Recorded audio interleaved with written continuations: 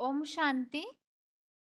भगवत गीता श्लोक क्लास में आज के टेस्ट के लिए श्लोक नंबर है 16वें अध्याय का 21वां श्लोक, अध्याय 16 का श्लोक नंबर 21 और 13वें अध्याय का 14वां श्लोक। पहले तो जो श्लोक के लिए पॉइंट्स सुने हैं, पॉइंट्स बताइए।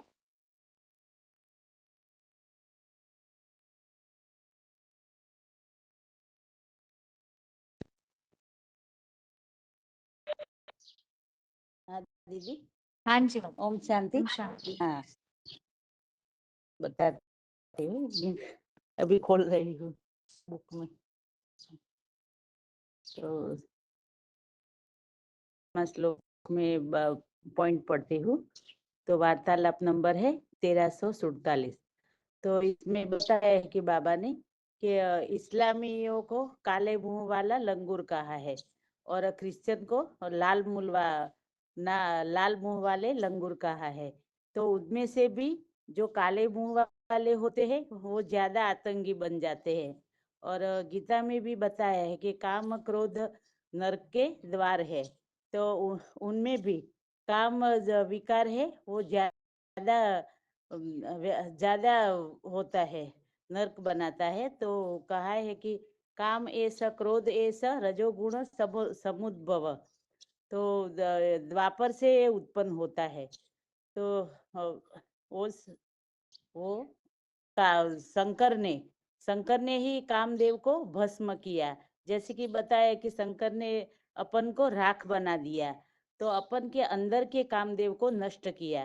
तो उसमें बताया कि काम क्रोध लोभ मोह ये मंडली है। तो उनमें मुख्य है डकैत काम। तो उनको नष्ट करने से दूसरे भी कंट्रोल में आ जाते हैं।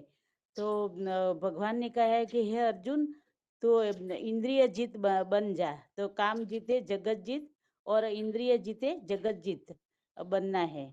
तो भगवान ने कोई स्तुति करना नहीं खाया है। और कहा कि तो कर्मयोगी किसे कहा जाता है? तो कर्मेंद्रियों से कर्म करते करते भी जैसे कि बीच बीच में भगवान की याद ही न टूटे।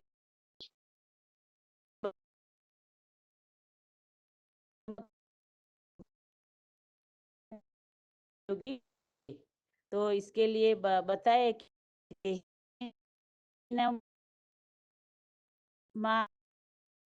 अपमानम, तो काम महाशत्रु है, ये महापाप कराता है। तो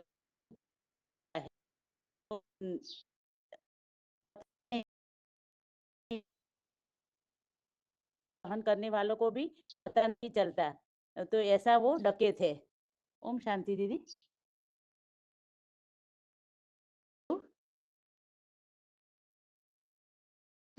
आगे बताइए माता जी। 22 170।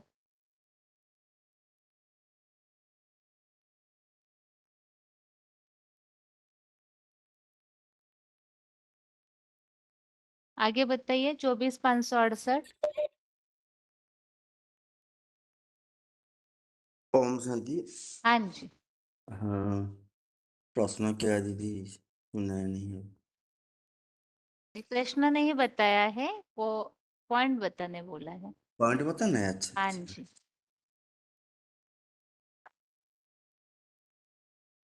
ओम शांति। बताता हूँ। बताइए इंदौर के भाई, आप बताइए तब हाँ तक। नहीं, बताता हूँ। बार कर लिया ना। हाँ जी, ये इस्लामी बहुत काले हैं। वो तो पॉइंट हो गया है। अच्छा अच्छा 13वें श्लोक का बता सकते हैं। अच्छा अच्छा, ठीक है हम्म।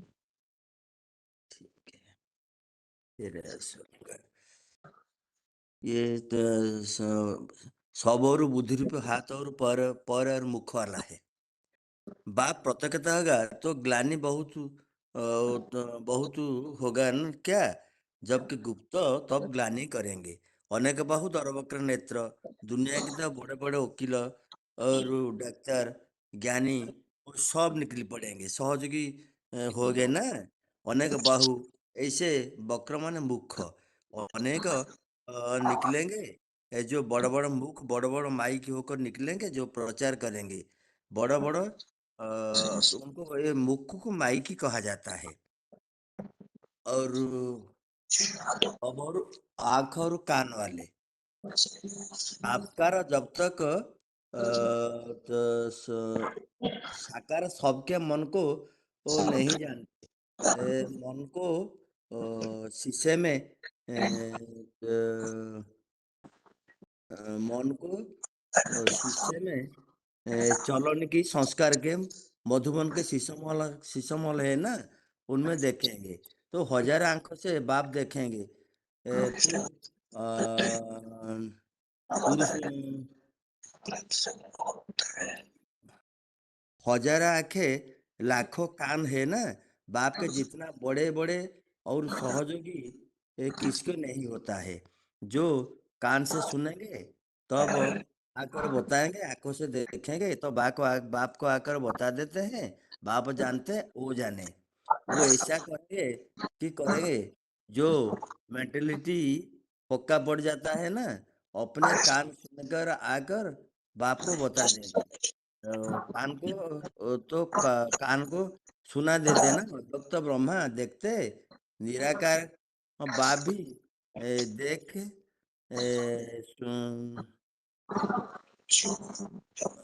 निराकार बाप भी तो भक्ति मार्ग में बताते भगवान को हजारे लाखों हजार आंख लाखों कान ये सब बता देते हैं ऐसे ही ये है 24 VCD 24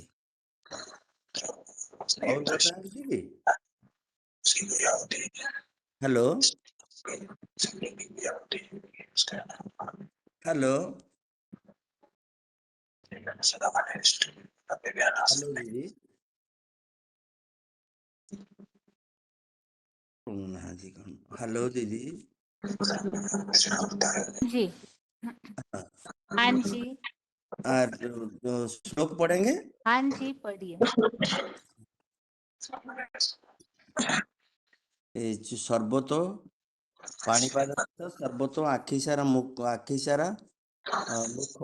सर्वतो श्रुतिमत लोके सर्वम आवृतम तिष्ठन्ति और ये है श्लोक है त्रिविधम नरकस्वद द्वार नाशनाथनम काम क्रोध तथा लोभ तस्मात् एत्रम त्यजंत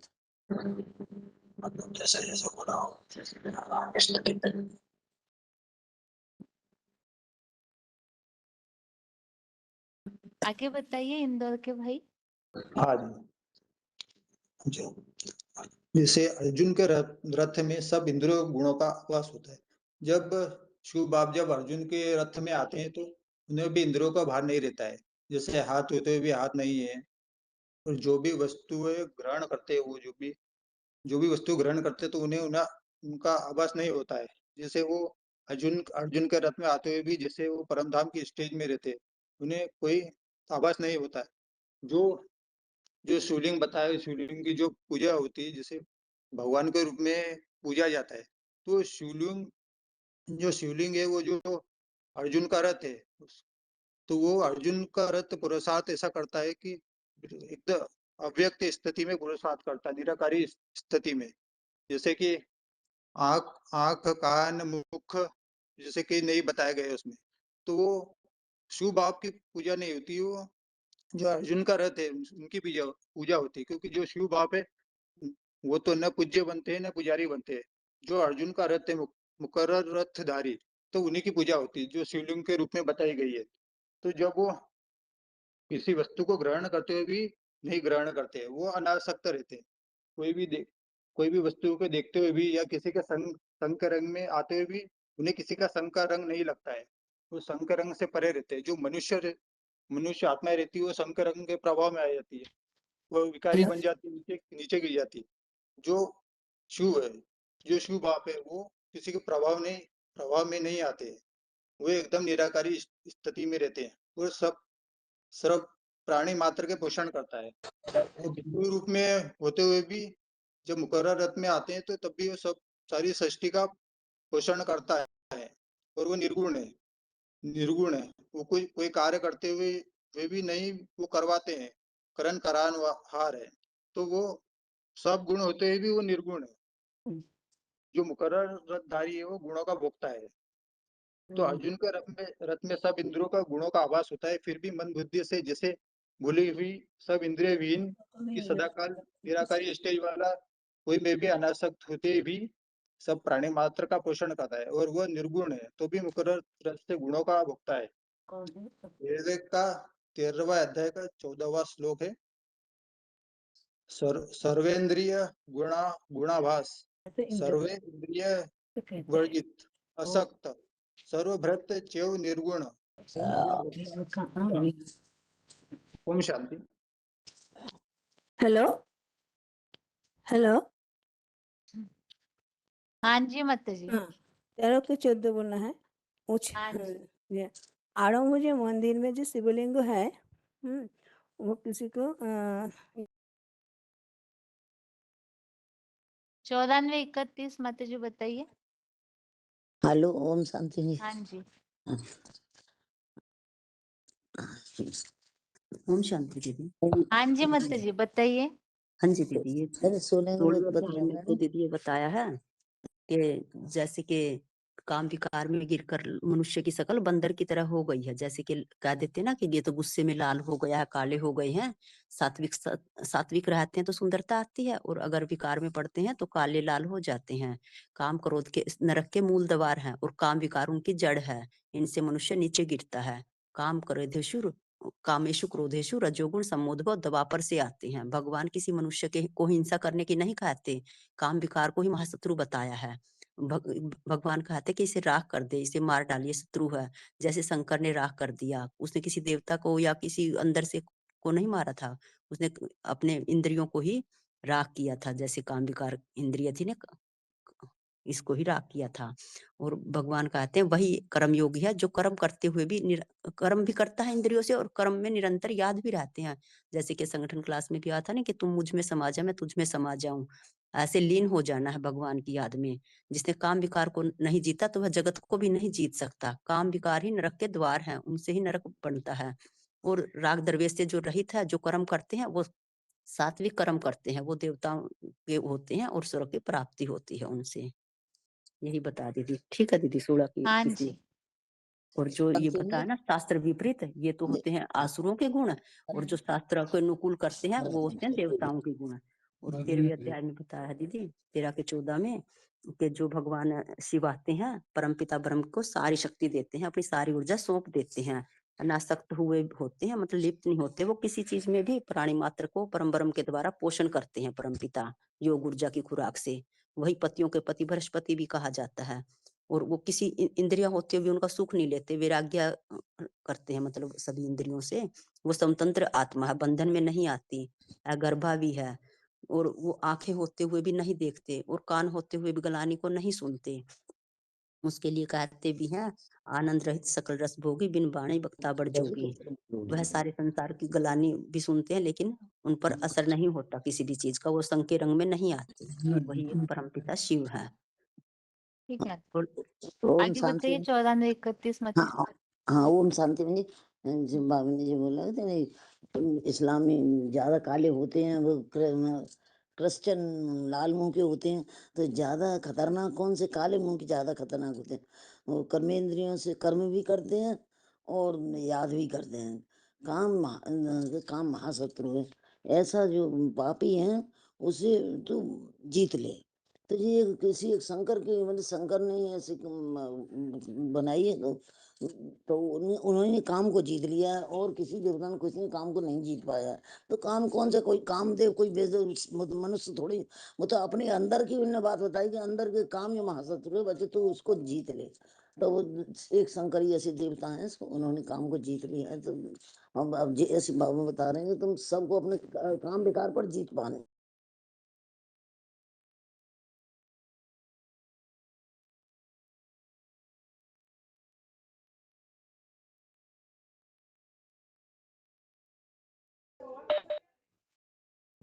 ओम शांति।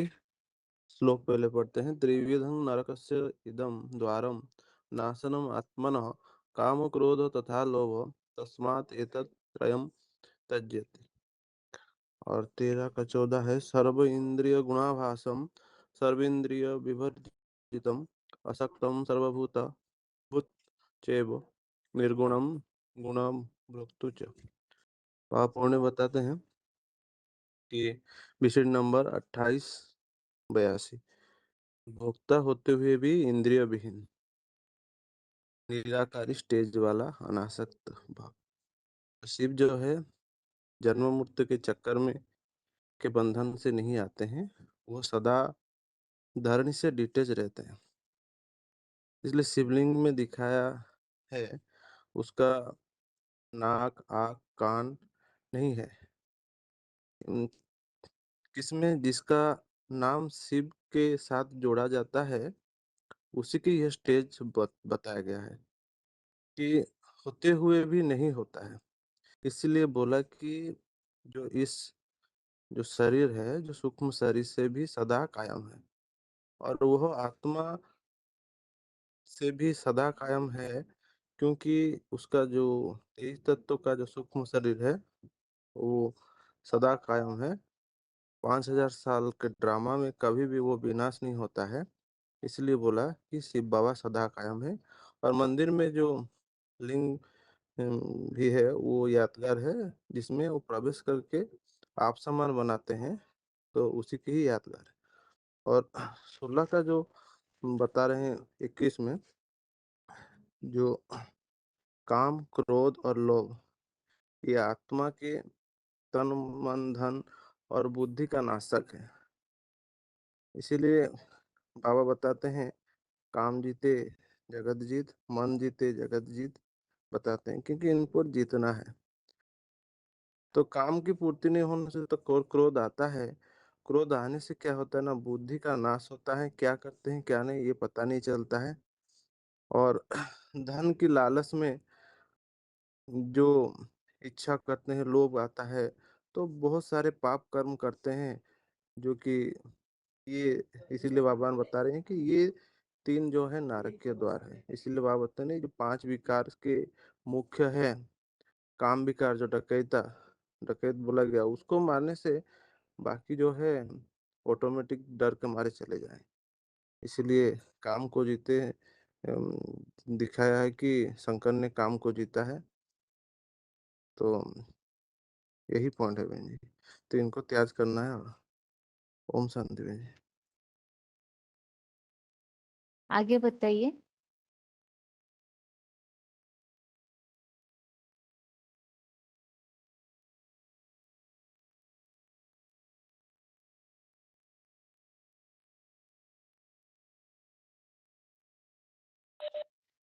हेलो।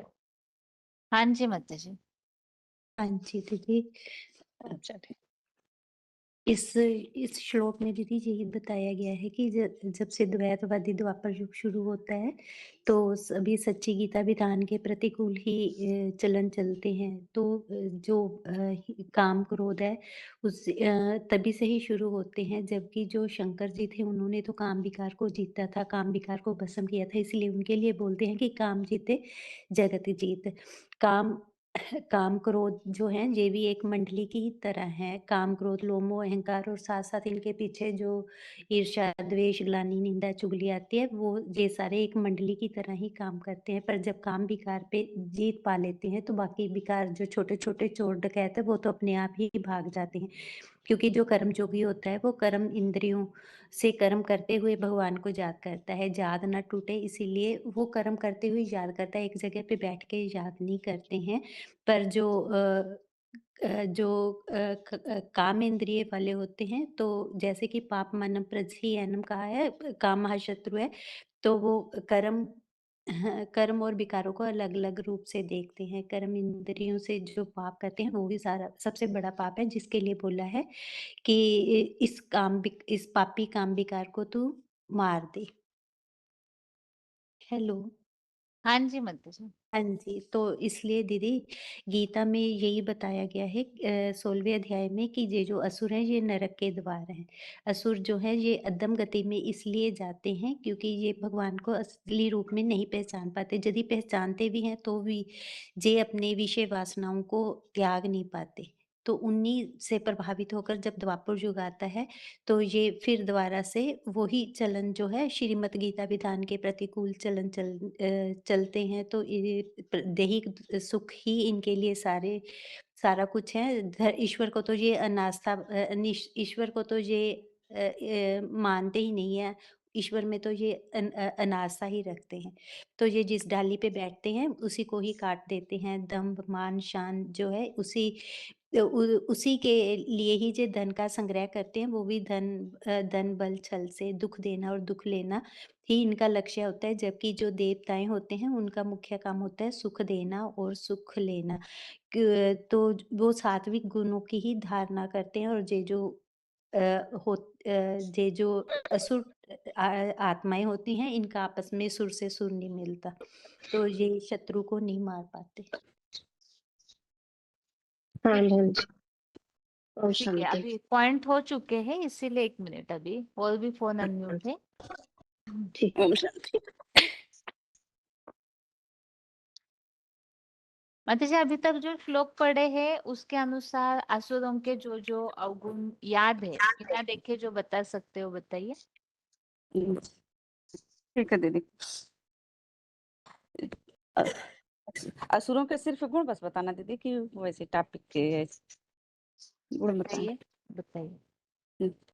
जैसे कि जो कहा है कि जो गीता के प्रतिकूल ही यह कर्म करते हैं। गीता में तो कहा है कि काम क्रोध ये तेरे दुश्मन है, ते काम क्रोध का ही आधार लेकर जो कहते हैं कि कर्म कांड करते रहते हैं। जो गीता में ही कहा है कि मैं यज्ञ तप कर्म कांड से नहीं मिलता हूँ। तो ये अहंकार में ही आकर के नशे में चूर धन मान सान के कि इसका ही आधार लेकर असत सिद्धांत लेकर अपवित्र कर्म करते रहते हैं। तो इसमें कहा है कि असुरों के जो गुण कहा है कि पाखंड, अभिमान, घमंड, काम, क्रोध, मोह, लोभ, अहंकार, इच्छाएं ही जो कहा इच्छाएं ही दुख का कारण बनती हैं। आशाओं में ऐसे इतने अनेक चिंताओं में जकड़ जाते हैं कि हम ये करेंगे वो करेंगे, इसको मार लेंगे उसको मार लेंगे, ये धन करेंगे, इतना कमा लेंगे,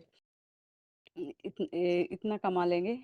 और जो कहा है कि सबसे बड़ा जो कहा कि काम क्रोध एक जो गीता में तो है काम क्रोध ही तेरे दुश्मन है, इसको त्याग दे। तो इसी का आधार इसी को ही मानते हैं जो कहा कामो भोग परमा कि यही दुनिया का सबसे बड़ा यही सुख है। और इसी के नशे में इतना अहंकार हो जाते हैं, बुद्धि क्षीण हो जाती है। तो इसी में तो बुद्धि क्षीण, मन क्षीण, शक्ति क्षीण हो जाती है कि दुनिया के विनाश की चीज सामग्री तैयार कर लेते हैं। जैसे आइटम बम जिस दुनिया में बैठे हैं, जैसे कहते हैं कि जिस डाली में बैठे हैं उसी को काटने के लिए निमित्त बन जाते हैं।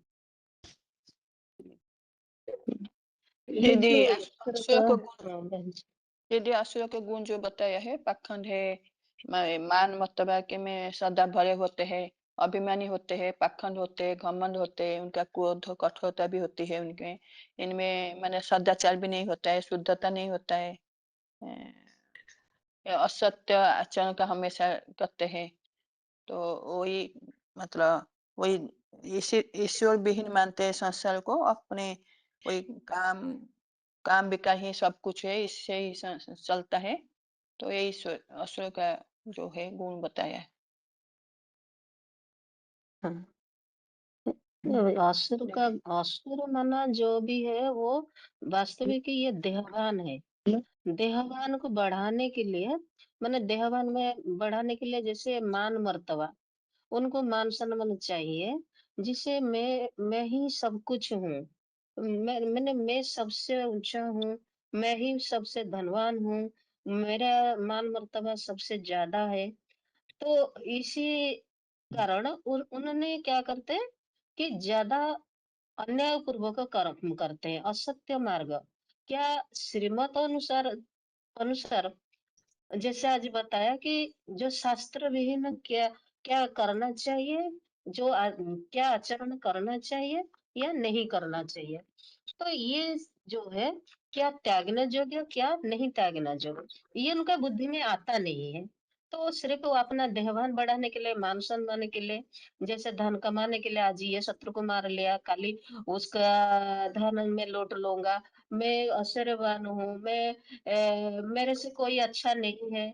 और सबसे मूल है उनका जो कामोपभोग कर्म, माने ये जानते हैं कि यही काम विकार के द्वारा ये दुनिया चलता है, उसी से लाखों रुपया खर्च करना है, और उसी वही ही उनका सब कुछ ही मानते हैं। अपवित्र कर्म करते हैं, जैसे उनके अंदर सदाचार रहता नहीं है, और वो क्या करते हैं, माने जो अपवित्र कर्म जैसे चोरी चकारी करते हैं, और अन्य पूर्वक कर्म जैसे रिश्वत लेना, अहंभाव रहना, क्रोध करना, ऐसे जो कर्म है ये असुरों का कर्म है।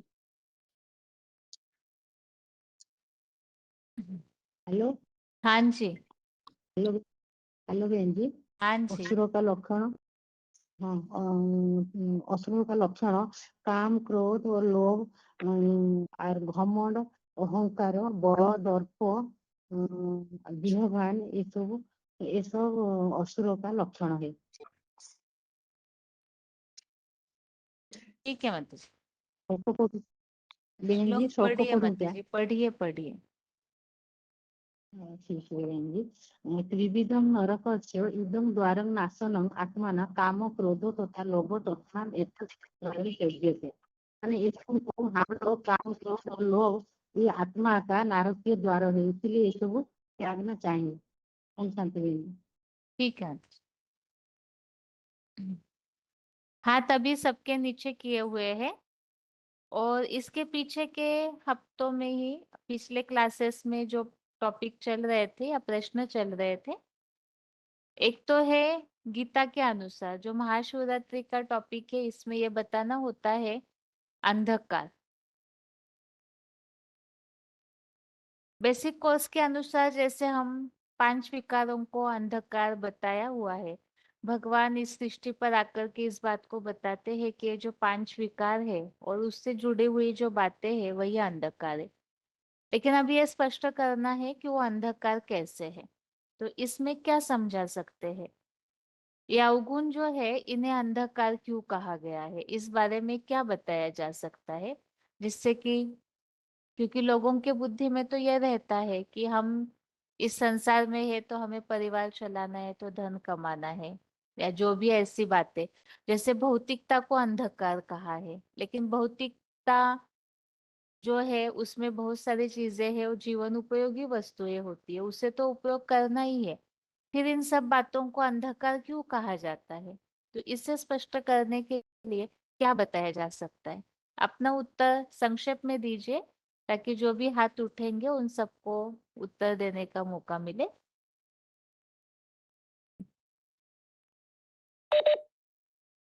शांति। हाँ जी। 13514 त्रिपुर। हाँ जी। ऐसा कलयुग अंत में सारा आत्मा अपने स्वरूप में भूल गई है, देख से समझ गई, इसलिए देख देख संबंध की अटैचमेंट होती रहती है। सारा लाइफ से इस आत्मा हम देव को सीखते हैं, देव को संबंधियों को अटैचमेंट देते हैं, उसको दे दिया। सारा आत्मा अभी सत्युग में सतो प्रधान होती है, त्रेता में सतो सामान्य होती है, द्वापर से रजोगुण होती है, कलयुग में अंत से सारा आत्मा तमो प्रधान गुण बहुत होती जाती, इसलिए पाप बढ़ती जाती है।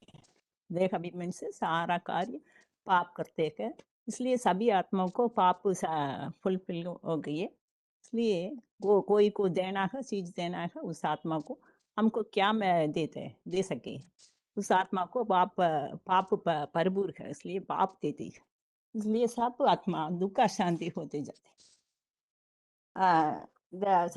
सारा आत्मा दुख शांति में बढ़ती जाती है।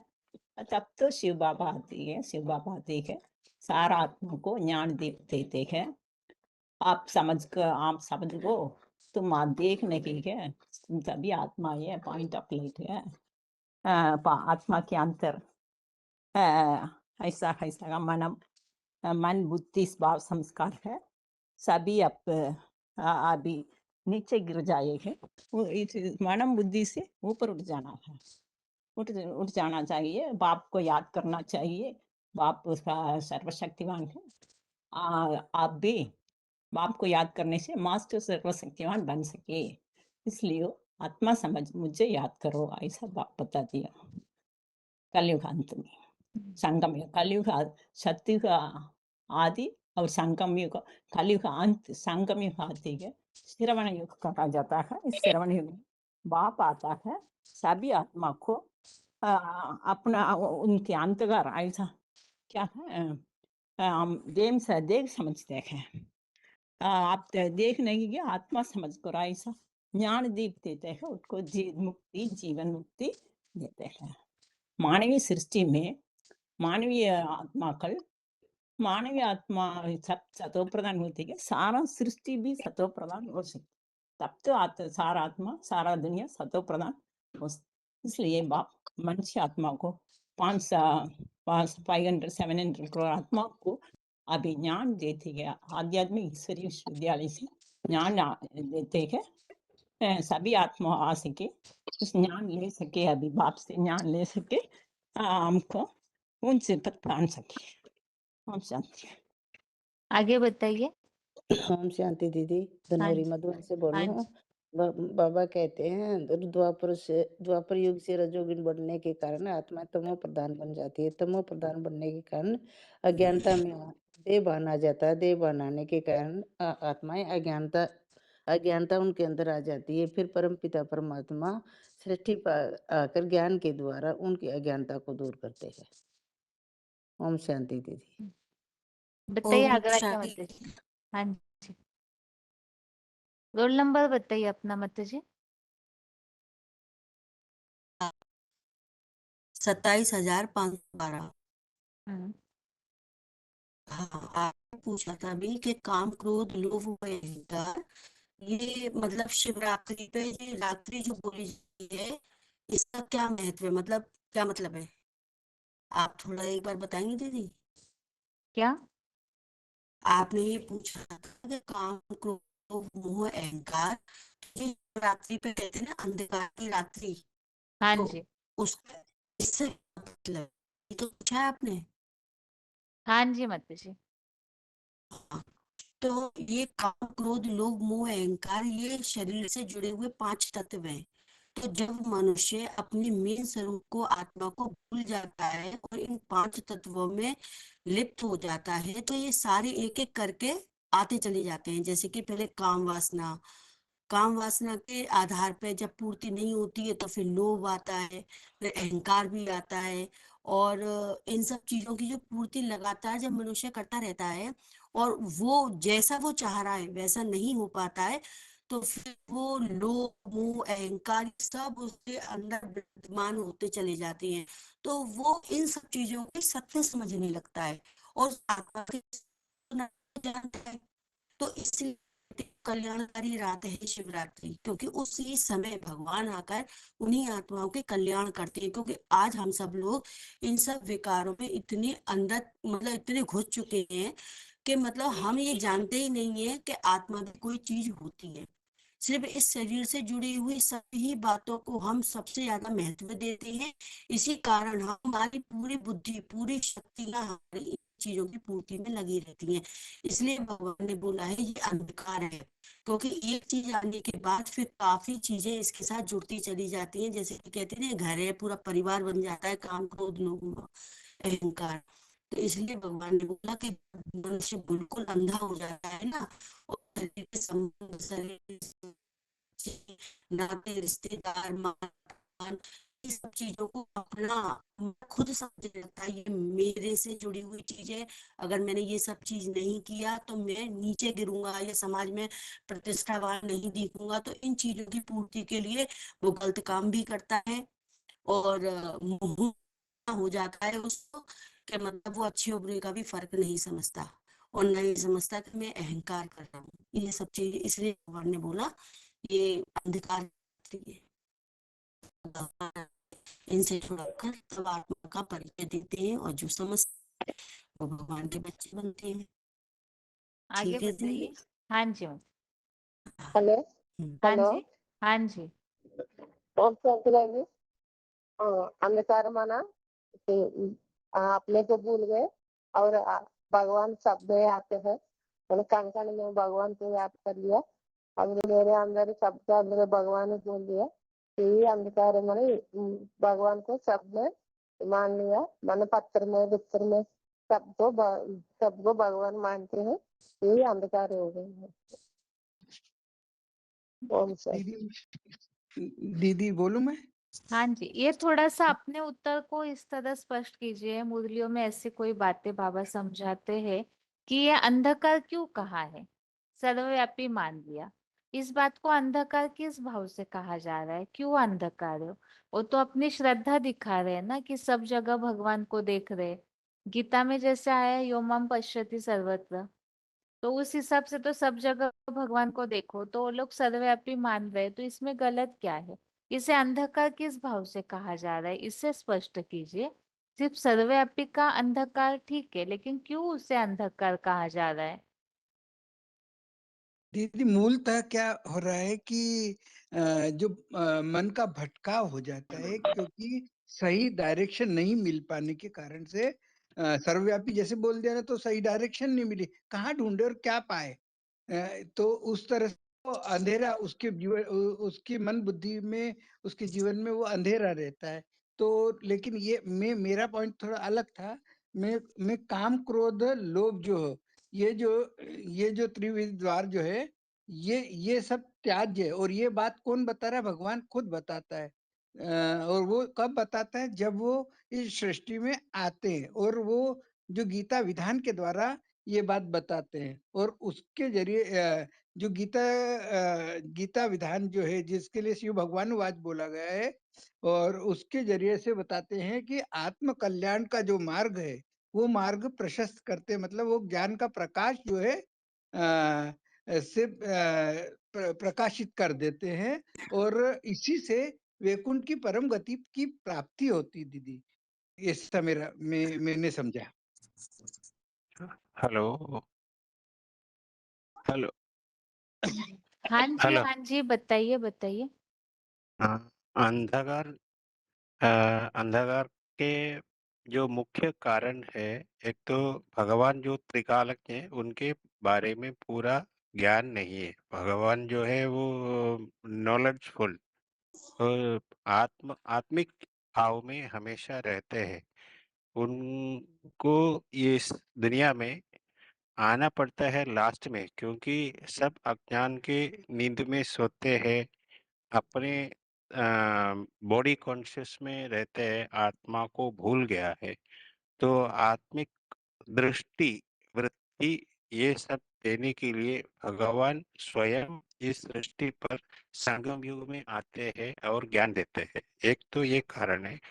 दूसरा, भगवान को सर्वव्यापी माना माना जो हमारे आत्मा जो है वो मन बुद्धि और संस्कार, ये आत्मा अनादि है, प्रकृति भी अनादि है। तो ये अनादि जो है वो चक्र में घूमते रहते हैं, जैसे ascending order and descending order. ऊपर से नीचे जाना, नीचे से ऊपर आना, जैसे भोगी है, आत्मा भोगी है, परमात्मा जो है वो भोगी नहीं है, अभोगी भाव में रहते हैं। उनको कुछ चाहिए नहीं, दुनिया का कुछ भी चीज चाहिए नहीं। तो ये अंदर में रहने से कारण भगवान हमेशा पवित्र है, पावन है। लेकिन आत्मा जो है वो भोगने से उनकी शक्ति क्षीण होते हैं, तो चक्र में आते हैं, 84 चक्र में। तो उस चक्र में आने से आत्मा का मन बुद्धि क्षीण हो जाते हैं। तो वो जैसे क्षीण हो जाते हैं, नीचे नीचे शरीर को लेके लेके वो एकदम आसुरी भाव में आ जाते हैं। तो वो अंधकार में आते हैं। तो सर्वव्यापी, इस तरीके से सर्वव्यापी को मानना, तो एकदम वो नीचे गिरते हैं। पहले से वो पहले थोड़े थोड़े नीचे गिरते थे, लेकिन सर्वव्यापी को मानने से वो एकदम नीचे गिरते हैं। तो जैसे बिल्कुल टूट पड़ते हैं। तो फिर उसको ऊपर उठाने के लिए खुद तो उनके पास शक्ति है ही नहीं, दूसरे कोई दुनिया में है ही नहीं जो उसको उठाने वाला, तो एक भगवान ही उसको उठा सकते हैं। तो भगवान इसलिए अर्जुन को बोला है इदम शरीरम कौन्तेय, तो वो भगवान खुद ही उनको बोलते हैं ये शरीर है, क्षेत्र है करके उनको क्षेत्र का पूरा विवरण दे रहे हैं। तो वो इसी के लिए है, वो भगवान दिखाते हैं भाई तुम इस पहले ये आत्मा इस तरीके से था, आगे वो इस तरीके से चलने से वो मेरा प्राप्ति किया है। तो वो जिनकी शरीर जो है, शरीर रहते हुए भी इंद्रिय से काम करते हुए भी वो अपने आत्मिक दृष्टि में रहते हैं और सर्वव्यापी नहीं है, एक व्यापी है, ये स्पष्ट रूप उनको दिखाते हैं। तो शिवरात्रि में भी यही बात, ये मैसेज देते हैं कि कलयुग के अंत में सारे आत्माएं भोगी बनने से, आत्मा को भूल जाने से, अपने गति के कारण, अपने भोग के कारण, संग्रह के कारण एक दूसरे के विपरीत स्वभाव में आ जाते हैं। मन बुद्धि दूषित है, अपने अपने फैमिली को भूल जाते हैं, भाई भाई में लड़ाई करते हैं, इसमें जातिवाद की, धर्म की, मेरापन को जो पकड़ के आगे चलते हैं, लेकिन वो उसके ऐसे जो चलने से दूसरे के ऊपर उनकी प्रभाव क्या पड़ता है। तो ऐसे जो हिंटे हिंटे जो है वो उनके सेपरेशन में पूरा भारत जो है वो एक उनकी जो पहले जो जिस स्वर्ग में था उस स्वर्ग से वो नरक में आ गया। अब भारतवासी जो है उनकी मनबुद्धि जिस जब भगवान को देख के उनके जो श्रीमत के अनुसार चलेगा तब तो वो आगे बढ़ सकते हैं, भारत फिर स्वर्ग बन सकते हैं।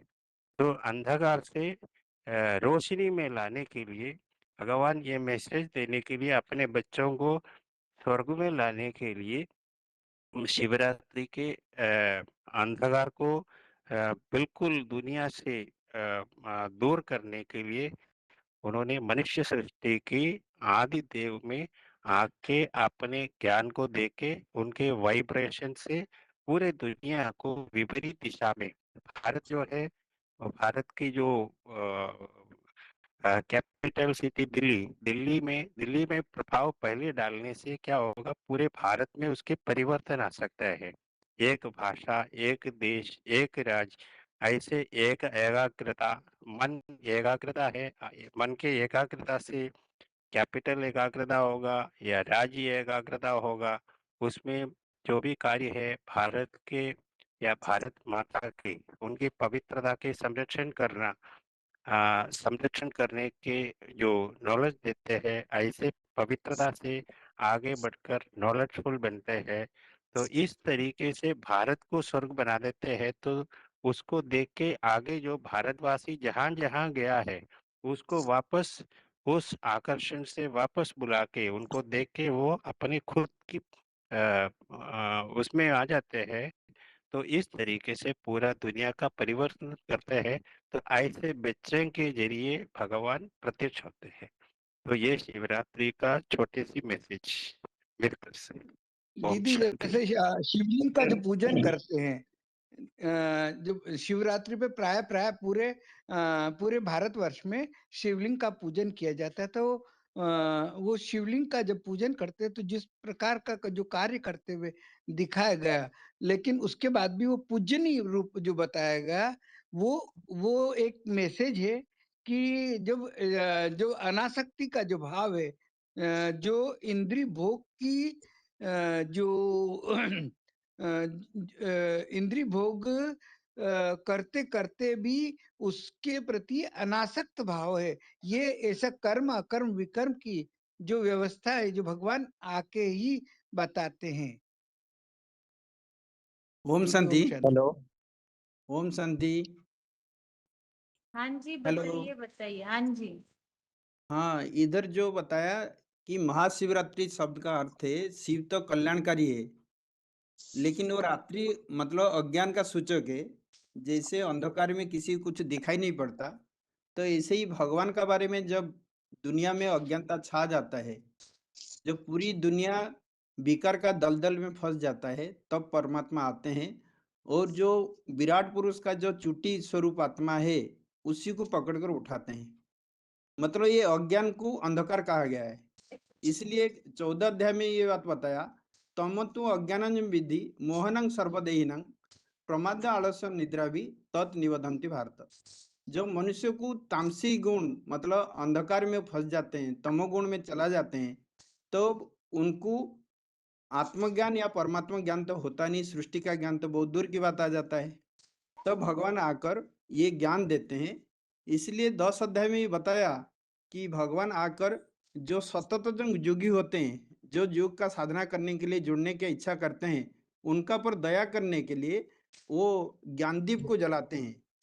इसलिए 10 अध्याय का 11 में बताया, तेसंग एवं अनुकंपार्थम अहं अज्ञानजम तम नासा में आत्महवस्तो ज्ञान दीपेन भास्वता। तो ज्ञानदीप को जगाता है। जैसे दीप जलने का टाइम में तेल की जरूरत पड़ता है और वो परमात्मा आकर जो ज्ञान का तेल घृत डालते हैं उसके द्वारा आत्मज्योति जगाते हैं। तो ये अज्ञान जो है वो तामसी मतलब अंधकार के साथ तुलना किया गया है और ज्ञान को लाइट के साथ तुलना किया है। लाइट का कोई ना कोई उत्सव होता है, जैसे सूरज से लाइट आता है, चंद्रमा से लाइट आता है, वो तो उत्सव है। लेकिन जो अंधकार है उसका कोई उत्सव नहीं होता। अंधकार कहाँ से आता है? ना ज्ञान का जो लाइट का एब्सेंस है उसको अंधकार कहा जाता है। तो जब भगवान ये दुनिया में नहीं होते हैं तब तक तो ये दुनिया अंधकार में अंधकार की तरफ बढ़ते जाता है। लेकिन जब भगवान आते हैं पहले पहले आत्मज्ञान देकर, तुम देह नहीं तुम आत्मा हो, ये बातें बताते हैं। क्योंकि ये 5 विकार जो अज्ञान में दुनिया को ग्रसित किया है, काम क्रोध लोभ मोह अहंकार, इनका मूल तो देह अभिमान है। तो मनुष्य जो है नरक जो निर्माण किया वो नरक निर्माण किया। लेकिन सदा स्वस्थिति में रहने वाले शिव जब आते हैं पहले पहले ये बातें बताते हैं कि तुम देह नहीं तुम आत्मा हो। ये ज्ञान का उत्सव जलाते हैं। तो ये ज्ञान का उत्सव जलाने से जो अज्ञानता जो तम शब्द का अर्थ है मतलब अंधकार, तो ये अज्ञान को अंधकार बताया। जैसे गीता का 2 अध्याय का 69 में बताया, यानी सा सर्वभूतानम तस्म जागृति संयमी।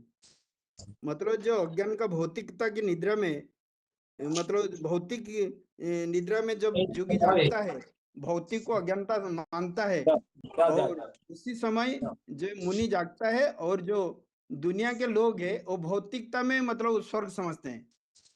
तो इसलिए जो अज्ञान का रात्रि है उसको तब मिटा सकते हैं जब परमात्मा के ज्ञान का दीप जलाते हैं।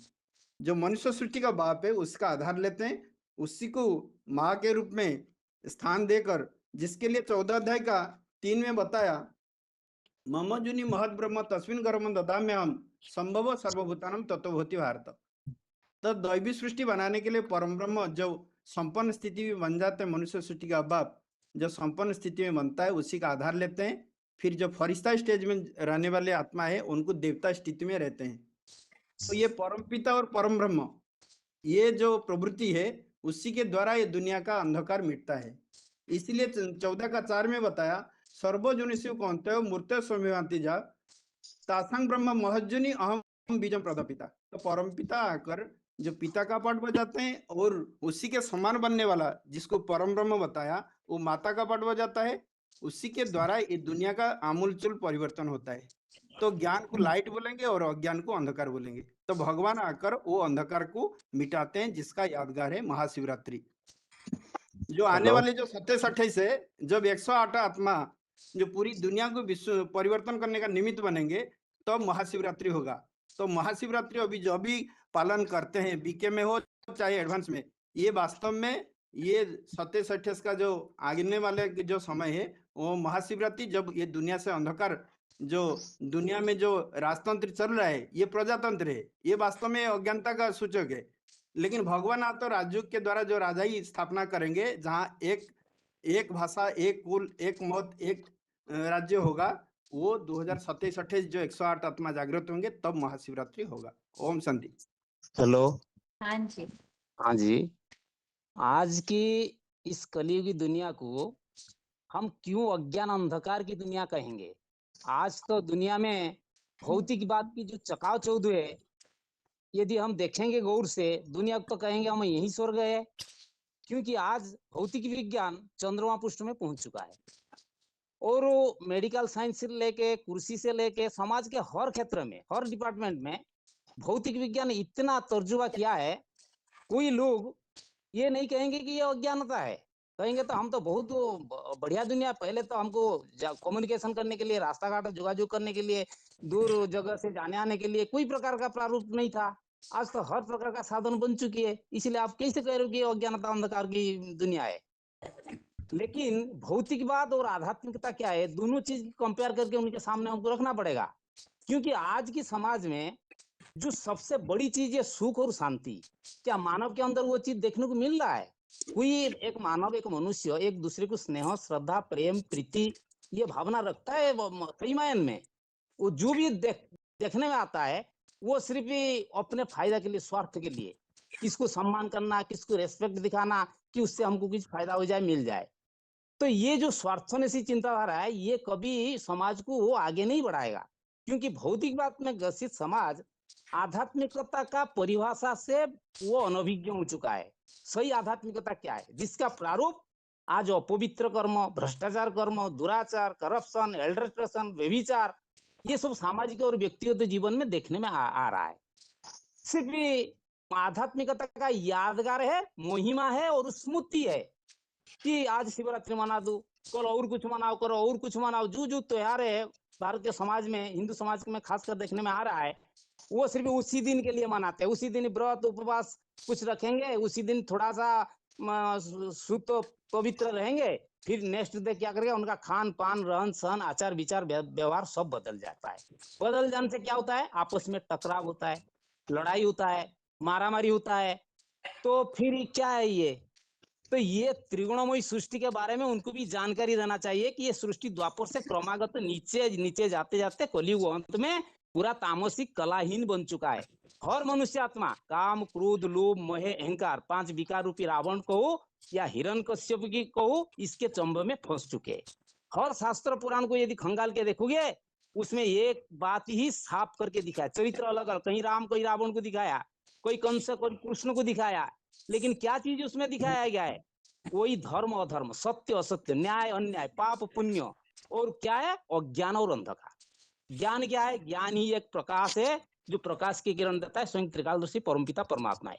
और गीता में उठा के देख लू, जहां जहां भगवान की बात आती है वहां प्रकाश की रोशनी ही दिखाता है। जैसे कि कवि पुराण अनुशासित अणु स्मरेत है, सर्वस्व धातारम अचिंत्य रूपम आदित्य वर्णम तमस परच, तमस परच क्यों दिखाया? ज्योतिषाम अपि तज्ज्योति तमस परम उच्चते, तमस परम उच्चते, मतलब तमस को दूर करने वाला, अज्ञान को दूर करने वाला कौन? ये भगवान है।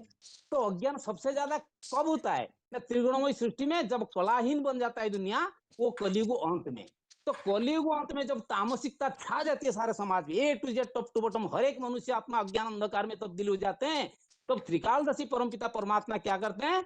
नहीं तो साधारण मानवीय तन का आधार लेके आते, उस मानवीय तन को भी मनुष्य नहीं जान पाते, इतना मूढ़मती बन जाते हैं। जिसको पता है अवजानंति मांग मूढ़ा मानुष्य तनु अस्थितम परम भाव जानन्तु मम भूत महेश्वरम। एक साधारण मानवीय मुकर तन में भगवान आते हैं, इतना भौतिकवाद चकाचौंध में मनुष्य फंस जाता है। जिसको क्या बताया था, वो एक श्लोक था कि यानी सा सर्वभूतानि तस्य जागृति स्वयं यस्य जागृति भूतानि सानास पश्यते मुने। मतलब भौतिकतावाद वो जी सबसे बड़ा अज्ञानता रूपी अंधकार है। आज की जो विज्ञान इतना करिश्मा दिखाया है, मतलब हमको अज्ञान अंधकार में धकेल दे रहा है। हर क्षेत्र में विज्ञान का करिश्मा को देखो, एरोप्लेन क्रैश हो रहा है, कहीं कुछ हर प्रकार की विघटन है। इससे मनुष्य कभी सुखी नहीं हो सकता। इस बात को हम अच्छी तरह से समझा सकते हैं। आध्यात्मिकता को जागृत करने के लिए स्वयं परमपिता परमात्मा सृष्टि पर तब आते हैं जब अज्ञान छा जाती है। वो आके क्या करते हैं? तेसाम हम समृद्धता मृत्यु संसार सागरात भवामी नचिराम पार्थ मैया विशत। भगवान का शरणगत होने से सब प्रकार दुख दर्द से हमको मुक्ति हो पाएंगे तब जब भगवान आके ज्ञान रूपक दीपक को जगाते हैं। तेसाम अहम अज्ञान अजमम तमम नाशो में आत्मभावस्तु ज्ञान दीपन भागवत, ऐसा करके श्लोक था। उसी माने भगवान जब आते हैं सृष्टि पर, वो आके क्या करते हैं? जो मनुष्य सृष्टि का बाप है, हिरूपारधारी आदम है, उसी का पहले ही चुट्टी पकड़ के उसको खींचता है। उसके अंदर आत्मस्मृति को जगाने से सारे दुनिया, वो है सृष्टि का मूल बीज फाउंडर, तो उसको जगाने से, उससे आत्मा दीपक की किरण जगाने से क्या होता है ना, सारा दुनिया चेंज होता है, परिवर्तन हो जाता है। क्योंकि माने आत्मा ही शरीर का मुख्य शक्ति है, जो अभी हम अपने को देह समझते हैं। देह ही अज्ञान का मूल कारण है और आत्मा ही ज्ञान की प्रकाश है। भगवान हर श्लोक में, गीता में जहां जहां भगवान की बात उल्लेख है, वहां प्रकाश की बात दिखाया है। तो उनके साथ प्रकाश से हमारा आत्मा रूपी बैटरी जब चार्ज होगा, तब हमारा अज्ञान अंधकार दूर होगा, सारा संसार में दूर होगा। बहुत सारे बात रख सकते हैं, शॉर्ट में बताना, और कोई बताएं। ओम शांति। हाँ जी। ज्ञान अंधकार के बारे में बता रहे हैं, कैसे अंधकार हो रहा है। अनुभूति तो बता रहे हैं बहन जी। अब बताते हैं ना कि जब द्वापर आया, भक्ति मार्ग आया, तब इतना भक्ति जो है व्यभिचारी नहीं थी, श्रेष्ठाचारी थी। क्योंकि सब जो है रामकृष्ण को पूछते थे। और बाद में क्या हुआ, धीरे धीरे जाके जब उनकी आस्था एक में नहीं टिकी, तो अनेक से योग लगाने लगे, तो इधर उधर भटकने लगे, क्योंकि एक रास्ता नहीं रहा, तो भक्ति जो है बेविचारी हो गई। तो वास्तव में ये सब सारी चीज जो है, जो बताते हैं घोर अंधेरा, अंधेरा, ये कलयुग के अंत में होता है। और जिस समय में शिव आके पहले पहले जो ये इस सृष्टि का जो बीज है, तो उसको पहले निकालते हैं, उसको पहले आप समान बनाते हैं। इसलिए बताया ना कि मम योनि महत ब्रह्म तस्मै श्री गर्भे नमः। उस माता रूपी योनि को, जो कि जैसे आज संगठन, आज जो सुबह का क्लास है उसमें बताया कि जो पहले भगवान परम परम ब्रह्म को आके अपना पूरी जो संपत्ति है ज्ञान योग का पूरा भंडार पहले देते हैं। तो पहले वो संपूर्ण बनता है, और उसके बाद जो है सारे संसार को, जो कि बीज रूपी संसार है, सारा संसार मतलब कि बीज रूपी संसार जो है एडवांस दुनिया, उन्हीं को ज्ञान देता है। और जो वो सब है जो ये अज्ञान अंधकार से धीरे धीरे निकलते हैं। तो ये जो अज्ञान अंधकार का शूटिंग यहीं पे करते हैं, क्योंकि एक बाप को जो भूलते हैं और औरों की मत पर चलते हैं, औरों को गुरु बना देते हैं, तो हम सब जो है अज्ञान अंधकार में डूब जाते हैं। इसीलिए बाप बताते हैं कि जिसका सच्चा स्नेही आत्मा होगा, उसके लिए बाप ही संसार होगा। तो यही मूल कारण है।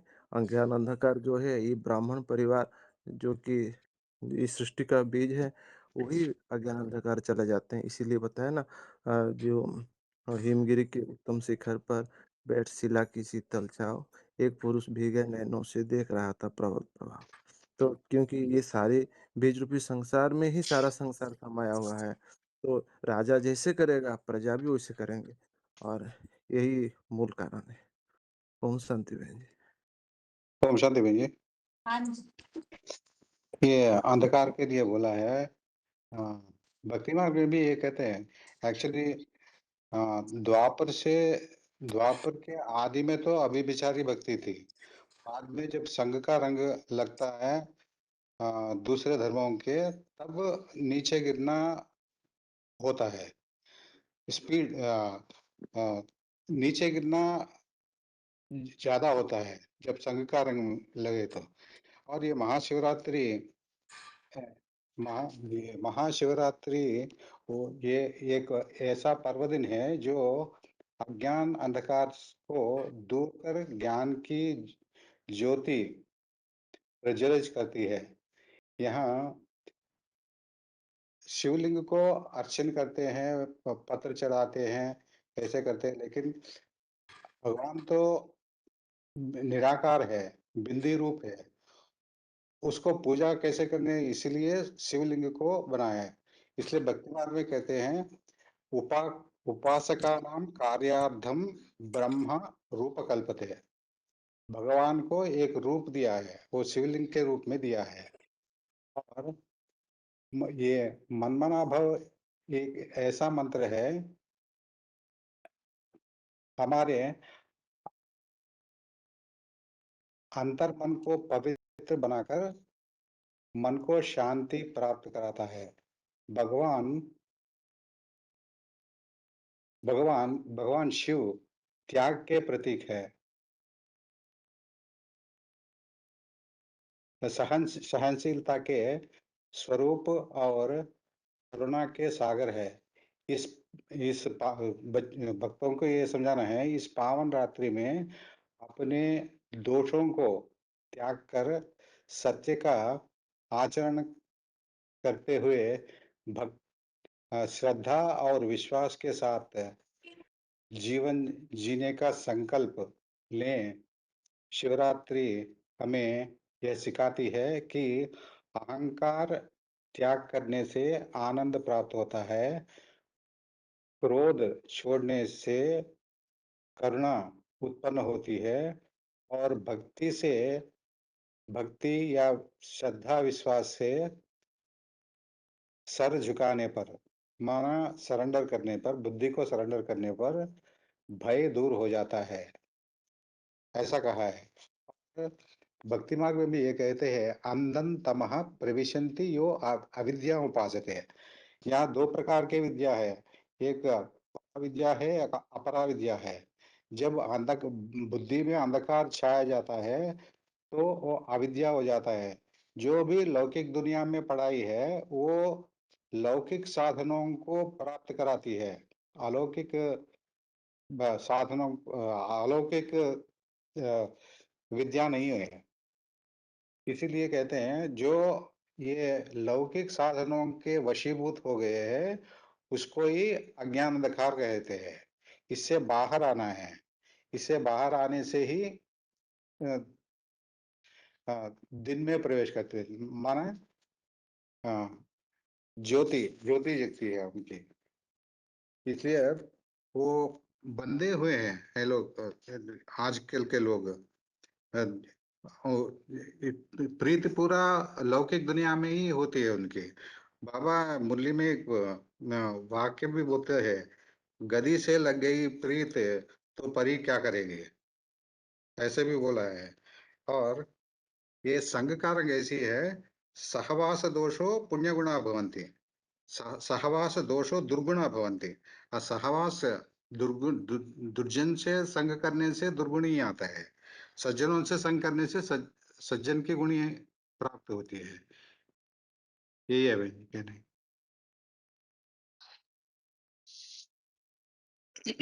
आगे बताइए, 13 हाँ दीदी, ओम शांति। जैसे शिव, हाँ जी, जैसे शिवरात्रि कहते हैं ना दीदी, शिवरात्रि कहते हैं और के लिए रात्रि नहीं कहते हैं। जो भी रात को भी जन्म लेता है तो भी उसको रात्रि नहीं कहते हैं, उनका भी जन्म जन्म दिवस अर्थात जन्मदिन ही मनाते हैं। कोई आत्मा शरीर ऐसा बर्थडे मनाते हैं तो उनको बर्थ नाइट नहीं कहते हैं, रात में भी जन्म लेते हैं तो भी बर्थडे मनाते हैं। एक ही शिव है ये सारा सृष्टि में, उन्हीं को कहते हैं कि शिवरात्रि। तो ये बेहद की रात्रि है, जैसा दिन की रात्रि की बात नहीं है, दिन 24 घंटा के बात होते तो आज हर कोई रात में जन्मने वाला को भी रात्रि अर्थात बर्थ नाइट मनाने के लिए बुलाते होंगे, ऐसा नहीं है। ये बेहद का रात्रि है जो काम क्रोध लोभ मोह अहंकार में मनुष्य सब चूर्ण हो जाता है।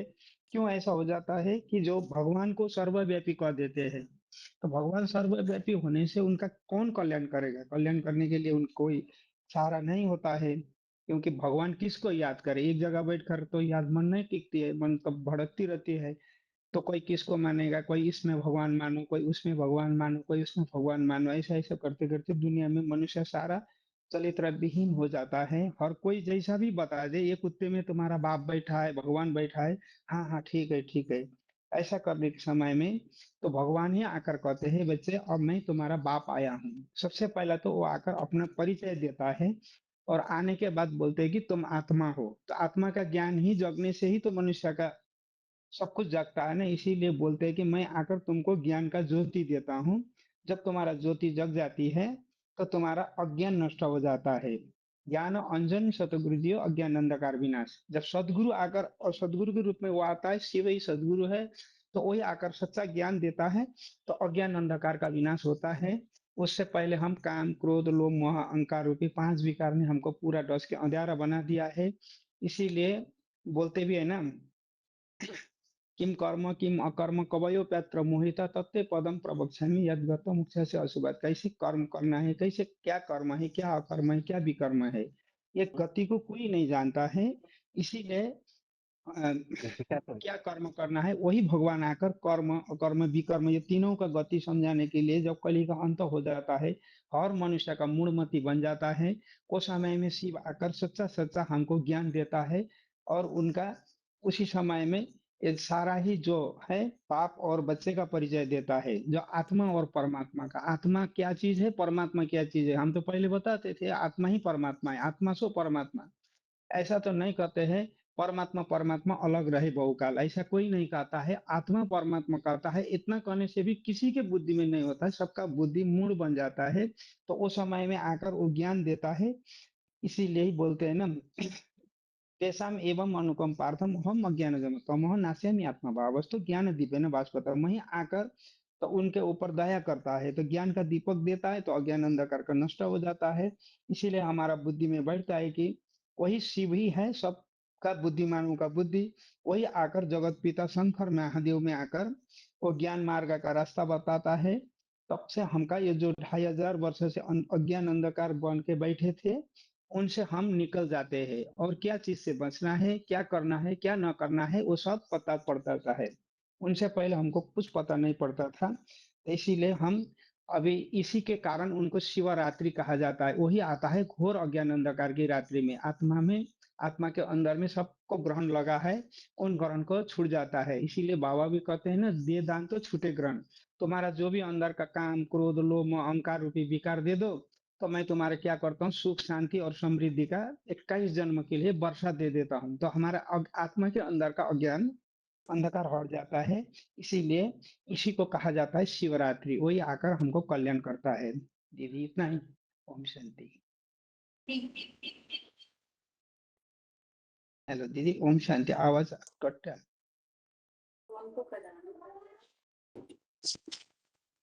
आगरा के माता जी बताइए।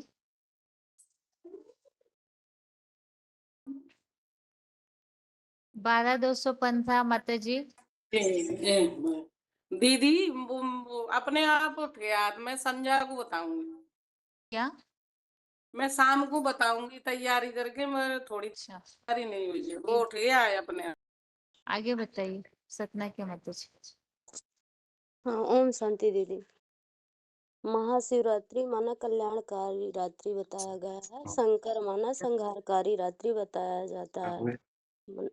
शिवरात्रि बोलते हैं, शंकर रात्रि नहीं मनाते हैं। मना जब सारी दुनिया अज्ञान अंधकार में डूब जाती है, तब भगवान अवतरित होते हैं। कहते हैं या निशा सर्वभूतानां तस्याम जागृति संयमी। जब सभी लोग घोर अज्ञान अंधकार की रात्रि हो जाती है, तब भगवान इस धरती पर आते हैं। 14 के 8 में बताया है, कलयुग के अंत में सभी तमोगुणी बन जाते हैं, यानी मनुष्य असुर बन जाते हैं, तब भगवान इस धरती पे आते हैं।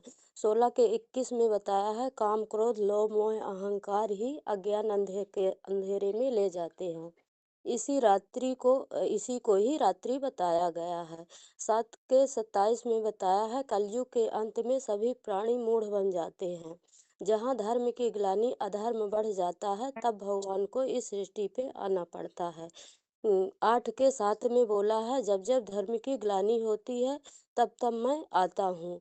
तो भगवान की ग्लानि कब होती है? कलयुग के अंत में ही होती है।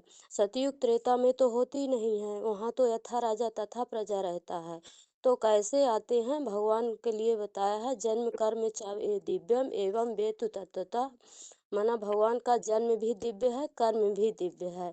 गीता के 11वें अध्याय के 54 में बताया है, प्रवेश टू, मैं प्रवेश करने योग्य हूँ। मना सदा कल्याणकारी है, भगवान ही है एक जो सदा कल्याणकारी है। 10 के 11 में बताया है, आत्माओं का बाप सदा शिव ज्योति अज्ञान रूपी अंधकार को नष्ट कर देते हैं, अज्ञानता का नाश करके ज्ञान का प्रकाश देते हैं। किसी शरीरधारी के गर्भ में जन्म लेने वाले मनुष्य ऐसा नहीं कर सकते हैं। सुप्रीम सोल शिव ही कर सकते हैं, क्योंकि उनको अपना रथ नहीं है, तो वो स्वार्थी नहीं है। आज तो सभी मनुष्य क्या हो जाते हैं, स्वार्थी बन जाते हैं, मिथ्या बन जाते हैं। शिव को ही सदा सत्यम शिवम सुंदरम कहा जाता है। एक भगवान ही है जो सदा सत्य है, एवर प्योर है। भगवान भगवान ही है। मनुष्य तो सब झूठे बन जाते हैं। 2 के 47 में बोला है, तेरा कर्म योग में ही अधिकार है, फल की इच्छा नहीं करना है। आसक्ति कर्म योगी बनो, कर्म सन्यासी नहीं बनना है।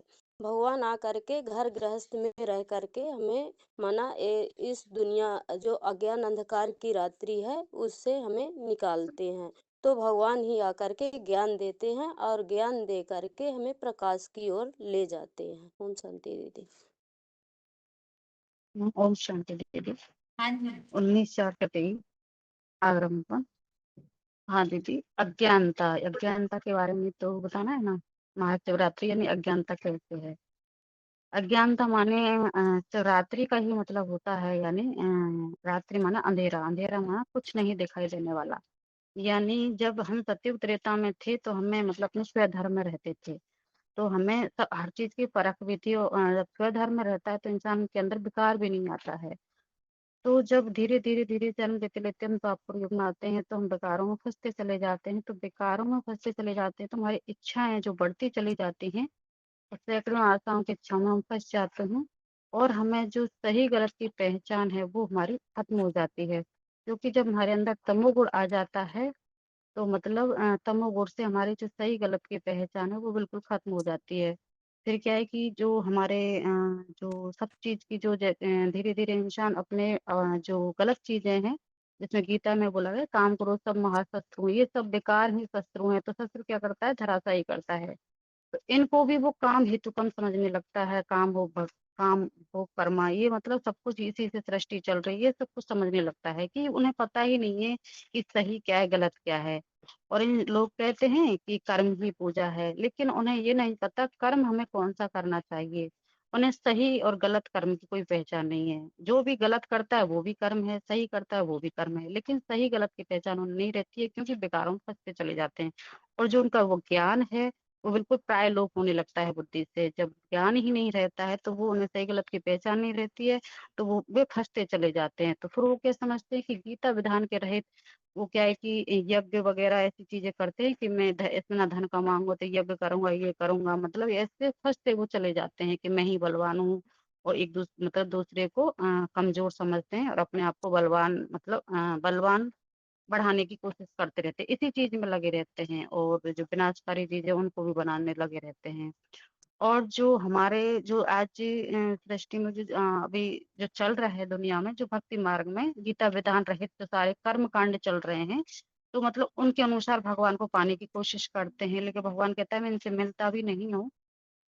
और जो भक्ति मार्ग में जो कर्म कांड है, जैसे और भी बातें फैली हुई है आज इंसान के इस धरती पर, कि जैसे मनुष्य जैसे मनुष्य का ही जन्म लेता है, ये उनकी बुद्धि में नहीं है। और जो कर्म क्या है विकर्म क्या है ये भी उनकी बुद्धि में नहीं है। और जो महाशिवरात्रि हम क्यों मनाते हैं ये भी उनकी बात बुद्धि में नहीं है। आज लोग महाशिवरात्रि को क्या समझते हैं कि शंकर पार्वती का विवाह है। आज तो कल से ही सुन रहे थे सब लोग यही करे शंकर पार्वती के विवाह है, लेकिन ऐसा नहीं है। कि शिव जयंती बोलते हैं, जयंती माना यानी जन्म। तो वो ये इनको ये भी नहीं पता है कि शिवरात्रि क्यों मनाते हैं। तो भक्ति मार्ग में बहुत सी बातें हैं कि सब हैं बातें, मतलब एक अंधकार में कोई भी तो हर का रहस्य नहीं।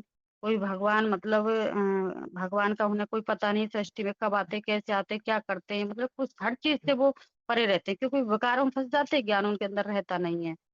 तो और जो भौतिकवादी है वो सबसे बड़ा कारण है। भौतिकवाद को ही मतलब ये चकाचौंध की दुनिया को ही सब कुछ समझने लग जाते हैं कि यही सब कुछ है, इसी से सृष्टि मतलब इसी को सृष्टि से आगे सृष्टि को आगे बढ़ाना है। तो इस तरह से उनके अंदर जो अज्ञान है वो उनके अंदर रहता है। लेकिन वो अज्ञान कैसे खत्म हो, जब तक ज्ञान नहीं मिलेगा तब तक अज्ञान खत्म नहीं हो सकता। जब इतनी अज्ञानता में इंसान फंस जाता है, उन्हें कुछ भी पता नहीं रहता है सही क्या गलत सब कुछ, तब भगवान स्वयं आते हैं, तब ज्ञान का दीपक देते हैं। तो ज्ञान का दीपक देते हैं तो ज्ञान से हमारे अंदर समझ आती है, समझ से हम भगवान की भी समझ मिलती है, सृष्टि की हर चीज की समझ मिलती है। तो धीरे-धीरे फिर हमारे अंदर ज्ञान उपजता है, तो हमें सही-गलत की पहचान होती है। तो उसी ज्ञान को उपज करने के लिए भगवान सृष्टि पर इस मतलब महाशिवरात्रि के टाइम भगवान आते हैं, आकर के हमें इस दलदल की दुनिया से छुड़ाते हैं। और भी विधि है लेकिन इतना ही बता ठीक है, आगे बताइए कोचिंग। हेलो, हाँ जी। मैंने तो बता दिया था वैसे। बाबा कहते हैं अंधेरे में ठोकरें खाते हैं, मुरली में जो बताते हैं। तो इसमें एक जैसे लोग दुनिया में अभी जो बाहर की दुनिया में भी जो लोग हैं, वो भी जिसके बारे में नॉलेज नहीं है, उसके बारे में वो बहुत ठोकरें पब्लिक से खाते रहते हैं। और उसके अलावा गीता में भी बोला है, तेषामहं अज्ञानं तम नाशयामात्म्य भावेन ज्ञानदीपेन भास्वता। और शिव हमेशा आत्मिक स्टेज में रहता है। आत्मा के बिगर जो शरीर है, तो मुरली में भी बाबा बताते हैं हमेशा, आत्मा शरीर में है तो शिव है, आत्मा के बिगर शव बन जाते हैं। तो आत्मा के बिगर कुछ कार्य होता नहीं है। तो उसके बाद उपवास करते हैं। भक्ति मार्ग में उपवास का मतलब खाना पीना छोड़ के बैठना। लेकिन उपवास के मतलब ज्ञान में आते हैं, तो उनके समझ में आ जाते हैं भगवान के निकट में पहुंचना। वो कैसे पहुंचना है? ज्ञान, बुद्धि, वैराग्य। ज्ञान से वैराग्य को भक्ति भक्ति की भाव से पहले ज्ञान में आ जाते हैं। भक्ति के अंत में ज्ञान मिलता है भगवान से। तो ज्ञान से वैराग्य आ जाते हैं। वैराग्य से जिस दुनिया में ये रहते हैं उसको हम समझ जाते हैं, ये दुनिया अंधेरे की है, यहाँ पर दुख ही दुख मिलता है, सुख का अंश मात्र भी मिलना नहीं है। तो ये आगे तमोप्रधान तो होते जाएंगे। तो अंत में आके कलयुग के अंत में सृष्टि का विनाश करने के लिए भगवान नए सृष्टि का स्थापना करने के लिए और पुराने दुनिया के विनाश करने के लिए भगवान को आना पड़ता है। तो वो संगम युग है। ये जो जानकारी है वो भगवान के ज्ञान लेने से, उनको समझने से, पूरी तरीके से उसको पढ़ने से ही पता चलता है। तो वैसे धर्मगुरु के प्रभाव में दुनिया आजकल जाते हैं। धर्मगुरु अपने अपने सिद्धांतों को देते हैं, लेकिन वो अपनी पेट पूर्ति के लिए करते हैं या उनके अज्ञान के कारण। तो आधे आधे नॉलेज में भी कभी बताते हैं, तो आजकल प्रैक्टिकल दुनिया में भी बताते हैं लिटिल नॉलेज इज डेंजरस। तो ऐसे अज्ञान से प्रभावित होके उनके रास्ते में, गलत रास्ते में जाने से तो दुनिया जो है वो एक भगवान ही है जो हमें सच्चा रास्ता बताने वाला, सच्चे पंडे। तो हम पंडे के बच्चा बनना, यही भगवान बोलते हैं। तो मेरे अगर रास्ते में चलेगा, श्रीमत में चलेगा, तो तुम्हारे अज्ञान को धीरे धीरे नष्ट होके तुम सतोप्रधान रह सकते हैं, सात्विक लोक में रह सकते हैं, सारे सुखी बन सकते हैं। अगर तुम मेरे विपरीत गति में जा रहे तो तुम फिर इसी चक्र में घूमते फिरते इस नरक की दुनिया में और अधोगति में पहुंच सकते हैं। तो इसके लिए गीता में बोला हुआ है, दो तरह की आत्मा है। द्वावितो पुरुषो लोके क्षरश्चाक्षर ये बचा। जैसे क्षर है, एक अक्षर है। भोगी बनने के कारण तो क्षर भाव के अंत में आके तुम्हारे प्रभावशाली नष्ट होके रहते हैं। तो अ, अ, नष्ट होते रहते हैं। तो उधर से ऊपर उठने के लिए एक श्रेष्ठ भगवान का ज्ञान ही इस कलयुग की दुनिया में तुम्हारे को अमृत पान देने वाला है, ऐसे भगवान बताते हैं। आगे बताइए। हेलो, हाँ जी। ये टॉपिक है महाशिवरात्रि है ना? हाँ जी।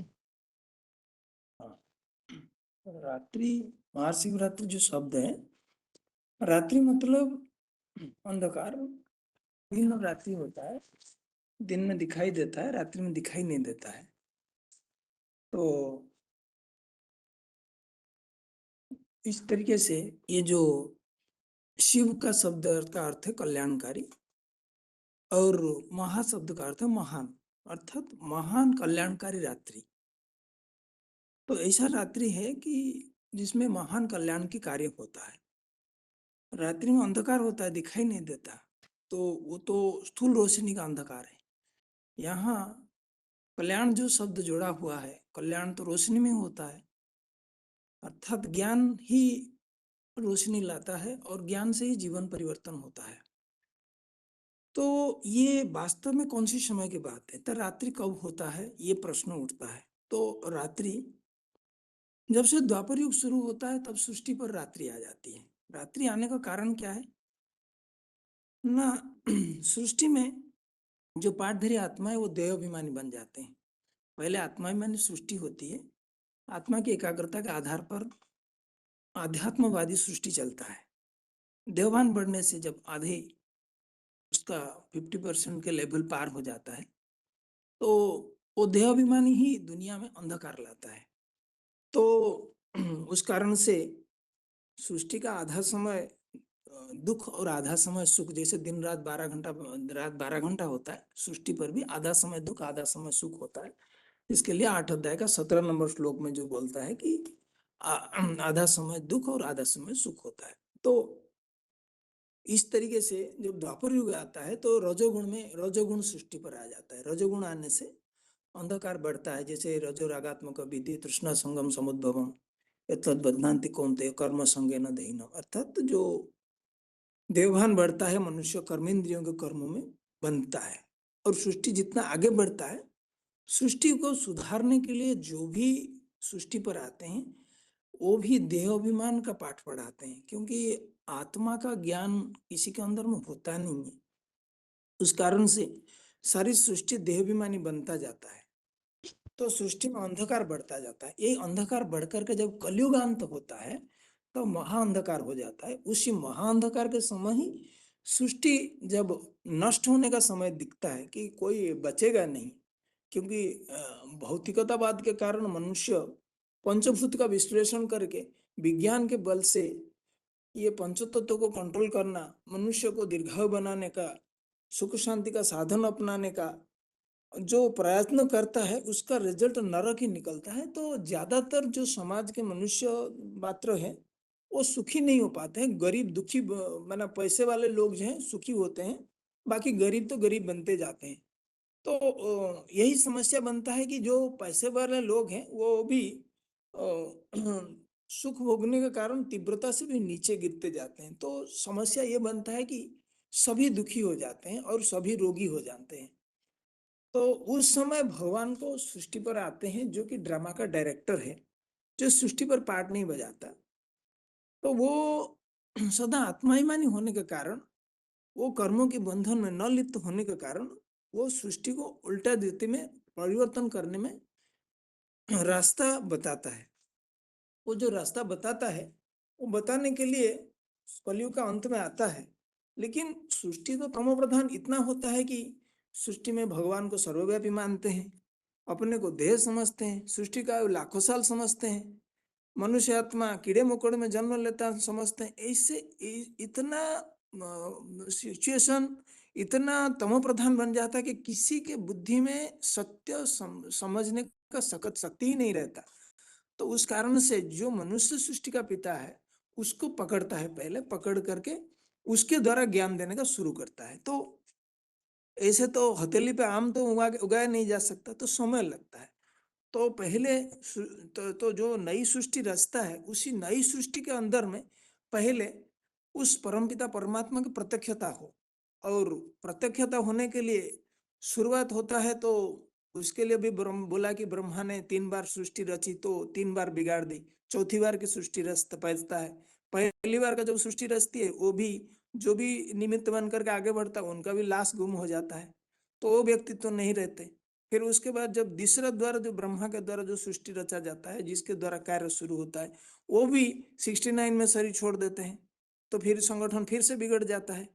तो उस तरीके से तीसरी बार जब सृष्टि रचा जाता है, वो सृष्टि ज्यादा देर तक टिकता है, लेकिन उसमें भी जब आत्माएं परिपक्व बनती हैं, वो भी इस जो संगठन होता है उसी में महाशिवरात्रि का समय शुरू होता है, जब ब्राह्मणों की दुनिया में जो ब्राह्मण वृक्ष बनते हैं, उन्हीं के बुद्धि में पहले प्रत्यक्ष होता है कि कौन परमपिता परमात्मा है।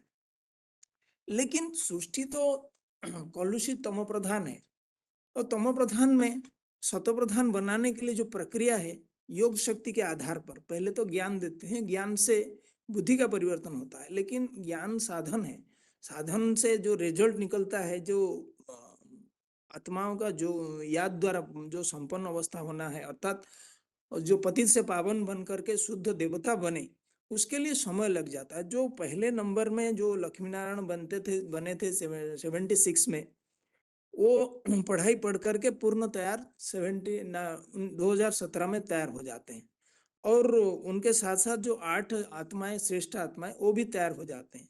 तो वो उनका जो चौथी बार का संगठन तैयार होता है, वो संगठन छोटा सा रूप में, गुप्त रूप में अपना कार्य करते हैं, और वही संगठन बढ़ते बढ़ते जब 2028 आता है, 10 साल के बाद जब 108 आत्माएं तैयार होते हैं, तो सारा सृष्टि पर अज्ञान अंधकार बढ़ जाता है। इसलिए बढ़ जाता है क्योंकि जब जो जड़ जड़ पाठधारी हैं, अर्थात जो ब्रह्मा कुमारी ईश्वरीय विश्वविद्यालय उतना फैलता है, समाज में ज्ञान को फैलाने का कोशिश करता है, उनका अज्ञानता का कारण समाज में बहुत सारे जो ज्ञानी व्यक्ति हैं वो भी विरोधी बन जाते हैं, क्योंकि वो पूरा ज्ञान नहीं समझा पाते हैं। अधूरा ज्ञान के कारण वो सारों को डिस्टर्ब कर देते हैं, वो भी मना उनको ज्ञान समझाने से भी वो तैयार नहीं होते हैं कि ज्ञान सुनने के लिए, और क्या करते हैं कि वो जो भी प्रशासन है उन सबको भी पकड़ करके बैठते हैं और अज्ञान अंधकार फैलाते हैं। और जो भगवान आकर के जो मूल पाठ पढ़ाता है कि संग के रंग से पतित से पावन बनना है, वो संग का रंग को नहीं समझते हैं। नहीं समझने का कारण वो विरोध खुद बनते हैं और खुद स्वयं को अहिंसक समझते हैं, और जो एडवांस पार्टी बा जो असली कार्य करते हैं उनको हिंसक समझते हैं।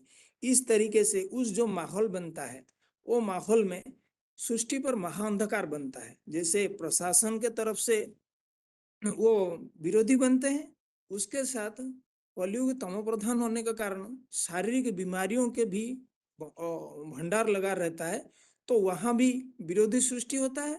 और जो जो अधोकचरे ज्ञान लेने वाले हैं ब्राह्मणों की दुनिया में, वो भी ज्ञान के रहस्यों को, परमात्मा पाठ का कर्तव्यों को नहीं समझ पाते हैं। तो सारी जो जितने ब्राह्मण भी तैयार होते हैं, उनके उनके बीच में 16,000 आत्माएं एक साइड हो जाते हैं, बाकी आत्माएं भी अलग साइड हो जाते हैं। और उनमें से जो विशेष 108 आत्माएं, वो भी ऊंची स्टेज में पाठ बजाते हैं। तो फिर उसमें आता है कि सारा जगत को परिवर्तन करना है, एक रास्ते में चलाना है, तो उसके लिए बाबा बोलते हैं कि काम जीते जगत जीत। तुम जब काम विकार को जीत लोगे, तुम जगत को जीत लोगे, तब बात जाकर तुम्हारा बात सुनेगा, नहीं तो तब तक नहीं सुनेगा। तब 108 आत्माएं जब उस विजय को प्राप्त करते हैं, वही एक साइड उनका विजय होता है, तब दूसरे साइड में उनका विरोध भी होता है। वो विरोध को सामना करने का समय सारा सृष्टि पर अंधकार होता है, और उसी समय परमपिता परमात्मा जब दक्ष से राजधानी स्थापन करते हैं, अर्थात राजाओं की धारणा शक्तियों को अपनी स्थिति पर टिका देते हैं, तो उस आधार पर 108 आत्माओं का विजय हो जाता है। और सारे सृष्टि पर जो परमात्मा पाठ है, वो ब्राह्मणों की दुनिया में पहले प्रत्यक्ष होता है, उसके बाद बाहर की दुनिया में प्रत्यक्ष होता है। ओम शांति। ठीक है, हाथ सभी के नीचे किए हुए हैं, और गीता क्लास में जिन्होंने श्लोक नहीं बताया है या कुछ श्लोक याद है, कभी भी हाथ नहीं उठाते हैं, तो ऐसे अगर कोई क्लास में जुड़े हुए हैं, श्लोक बताना चाहते हैं, तो हाथ उठाइए। या कोई भी टॉपिक पर कभी बताया नहीं है लेकिन बताना चाहते हैं, अगर ऐसे कोई है तो हाथ उठाइए।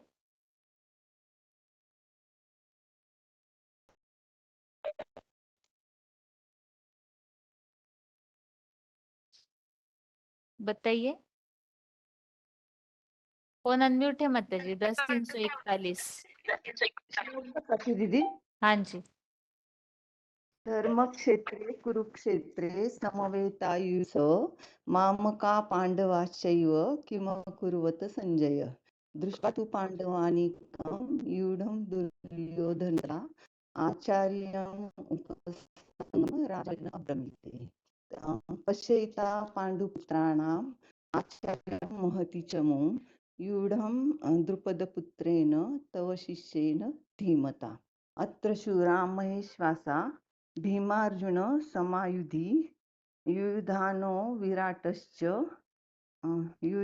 विराटश्च द्रुपदश्च महारथ दुष्टकेतु चेकितान आप जिस काशीराज व्यक्ति से बात कर रहे हैं उन्होंने आपके कॉल को पुरुजित कुंती भोजश्च शैवश्च नरपुंगवः युद्धामनुश्च विक्रांत उत्तमौजाश्च विद्यमान सौभद्रे द्रौपदेयाश्च सर्व एव भारत अस्माकं तु विशिष्टाये तानि बोद्धं अस्माकं तु विशिष्टाये तानि बोद्धं द्विजोत्तम नायिका मम सैन्यस्य संज्ञार्थं तान् अब्रवीते भवान् भीष्मश्च कर्णश्च द्रुपदश्च समितिञ्जयः अश्वस्थामा विकर्णश्च सोमदत्तै तथैव च ठीक है अन्ये माता च जी। भव शूरा। और भी इतना हाथ उठे हुए, फिर अगली बार। हेलो, ओम हाँ जी शांति। बताइए। हाँ जी 20497 सपना मधुबन। हाँ जी। वासासु जीर्णानि यथा विहाय नवानि देहि नरोपराणि तथा शरीराणि विहाय जीर्णानि सय्याति नवानि देहि नैनं छिन्दन् शस्त्राणि नैन दहति पावका न चैन कलुदयन्ति आपहु शोषयति मारुता सब धर्मान् परित्यज्य मामेकं शरणं व्रज और अभिजानन्ति मां मूढ़ा मानुसृतं परम भावम आजनन्तो मम भूत महेश्वरम यदा यदा हि धर्मस्य ग्लानि भवति भारत अभ्युत्थानम् अधर्मस्य तदात्मानं सुजाम्यहम् परित्राणाय साधूनां महासाय च दुष्कृतां धर्म संस्थाय संभवामि युगे युगे। और विधि दी है पर अभी याद नहीं आ रही। ठीक है माता जी, आगे बताइए। आगे छोटे फोन से अनम्यूट किया है, बताते जाइए। बताइए बताइए। हेलो, हाँ जी बताइए जल्दी, टाइम जाता है फिर। बताइए। दीदी रोल नंबर 29768। कहाँ से बात कर ଆପଣ रहे ଯେଉଁ हैं? ବ୍ୟକ୍ତିଙ୍କ ସହିତ କଥା ହେଉଛନ୍ତି ठाकुर नगर से दीदी। हाँ जी बताइए। दीदी नायिका 1 नंबर श्लोक इदम तूते गुह्य तमम प्रवक्ष्यामि अनसूय ज्ञानं विज्ञान सहितम मोक्षसे अशुभन राजविद्या राजगुह्यम पवित्रम इदम उत्तमम प्रत्यक्षा भगमं धर्मम सुसुखम कर्तुम अभयम नायिका 11 अवजनन्ति मामूढ़ं मनुष्यत्वनुम अंतरितम परम भावत अवजानन्त मम भूत महेश्वर और पुनरका 12 दीदी ना 10 का 12 स्वयमेव आत्मनं वेत्तम पुरुषोत्तम भूत भावेन भूतेश देव जगतपते। ठीक है आगे बताइए। फोन अनम्यूट है अगला। दीदी मैं बताऊं? हाँ जी बताइए। 11वां अध्याय में 10वां श्लोक है। रोल नंबर क्या है अनेक आपका? वक्त नयनम अनेक 28,362। कहाँ से बात कर रहे हैं? हुबली मधु। अच्छा बताइए माता जी। अनेक वक्त्र नयनम अनेक अद्भुत दर्शनम अनेक दिव्यानेकोदा वो ज्ञातु इदम दिव्यमालांबरधरम दिव्यांग भानुलेपनम सर्वांग सर्वाश्चर्यमयं देवम् अनंत विश्वतोमुखम् दिवि सूर्यसहस्रस्य भवेत् युगपत् अक्षिता यदि भाः सदृशी सा स्यात् भासः तस्य महात्मनः। आगे बताइए, अगला कौन अनम्यूट है?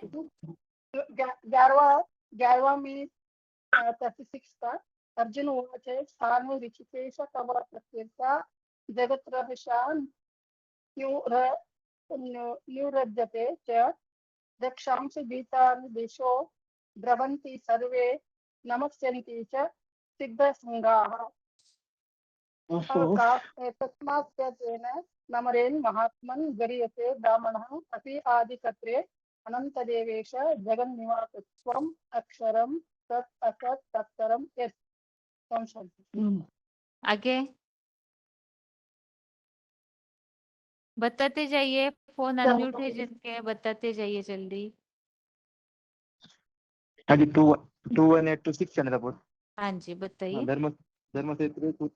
धर्मक्षेत्रे कुरुक्षेत्रे समवेत युद्धव मामका पांडवा च किं कुरुते संजय। यदा यदा धर्मस्य ग्लानि भवति भारत तद्वात्मा यदा यदा धर्मस्य ग्लानि भवति भारत अद्भुतानां अधर्मस्य तदात्मानं सृजामः पवित्राणाय साधूनां विनाशाय च दुष्कृतां धर्म संस्थापनार्थाय संभावि युगे युगे। नैनं चन्द्राणि शस्त्राणि नम्नं दहति पावक न चैनं कर्दञ्चिको शोषयति च मारुत न जन्म कर्मच्यम दिव्यम जन्म कर्मच्यम दिव्यम एवं यतो व्यति तत्वतम तत्कर्ता व देहम पुनः जन्मच्य नैति मामेतु शो अर्जुन।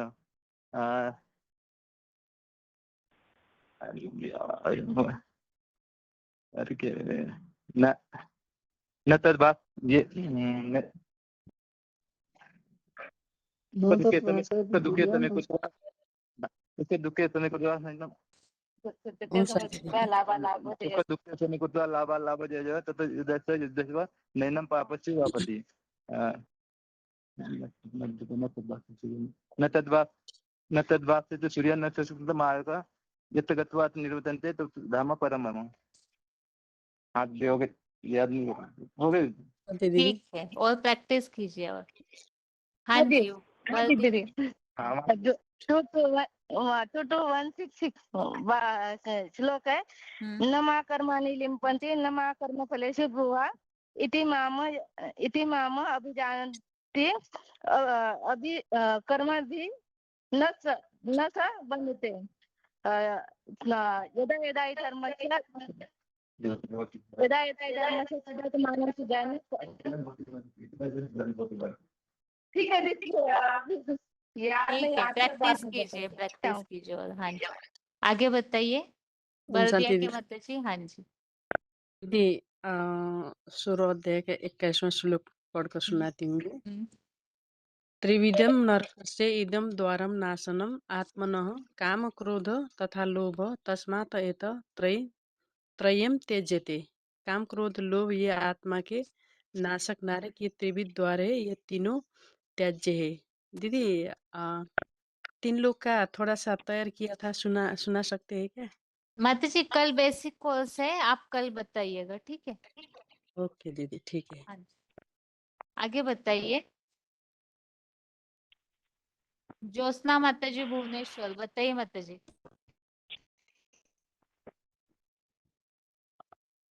आगे सूरज की माता जी। अध्याय का 1 श्लोक है। त्वं तथा कृपया अभिष्टं अश्रुपूर्णा कुलेक्षणं विषिदन्तं इदं वाक्यं उवाच मधुसूदनः। और अध्याय का 2 नंबर श्लोक है। कुतस्पास्मलं इदं विषमे समुपस्थितं अनार्यजुष्टं ऐश्वर्यं अकीर्तिकरं अर्जुन। अध्याय का 3 नंबर श्लोक है। क्लैवं मास्मगमः पार्थ नैत्यते उपपद्यते शूद्रं होद्राय दौर्बल्यं तत्प्या उत्तिष्ठ परन्तम। 2 नंबर का हेलो।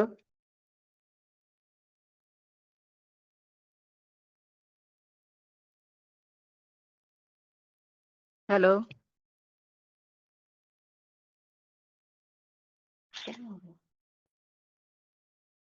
हेलो, हाँ जी, बोलिए माता जी। हेलो। हाँ जी, बोलिए बोलिए। हाँ ठीक है। धर्म, वो पहले अध्याय का पहला श्लोक है, धर्म क्षेत्रे कुरुक्षेत्रे सामवेता युयुत्सवा मामका पांडेयश्च किम कुरुतम संजय। धर्मों के युद्ध क्षेत्र में, कर्म कांडों के कर्म क्षेत्र में एकत्रित हुए युद्ध के लिए उत्कंठित मेरे पुत्रों और पांडव पुत्रों ने क्या किया।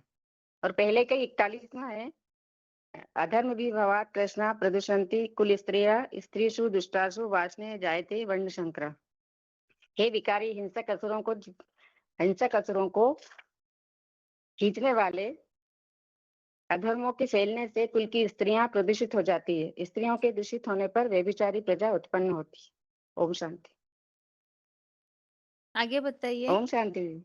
हाँ जी, रोल नंबर बताइए ठीक है, अपना, ठीक। अभी जो पॉइंट बता रहे थे। 28470। कहाँ से बात कर रहे हैं? 2850, इंदौर मध्य प्रदेश। इंदौर अच्छा, से। ठीक है, आगे बताइए। हेलो। हाँ जी, हेलो। ओम शांति बताइए। दीदी। हाँ जी, द्वितीयाध्याय नंबर श्लोक तुम तथा कृपया दिष्टं सुपुन्ना क्ले खेलं विसीदन्त इदं वाक्य उवाच मधुसूदन 2 नंबर श्लोक कृतस्थ कस्मम् इदं विषमे समुपस्थितम् अनद्य जुष्टं स्वर्गमशीतीकर अर्जुनं क्लेबम् आत्मागम पार्थ न तत्त्वयि उपध्यते क्षुद्रं हृदय द्रबलं त्यक्ता उत्तिष्ठ परन्तप अर्जुन उवाच कथं भीष्म अहं संखेद्रां च मधुसूदन इषुभिः प्रतियोत्सामि पूजाहार हरिसूदनम् तापरे 5 नंबर श्लोक गुरुन् हत्वा हि महानो भावान् श्रेय भक्तं भोक्ष्यमपि हलोके हतार्थ कामान् तु गुरुनिहैव भुञ्जीय भोगान् रुद्र प्रतीक्षान् न चैतदुह्या कतरन्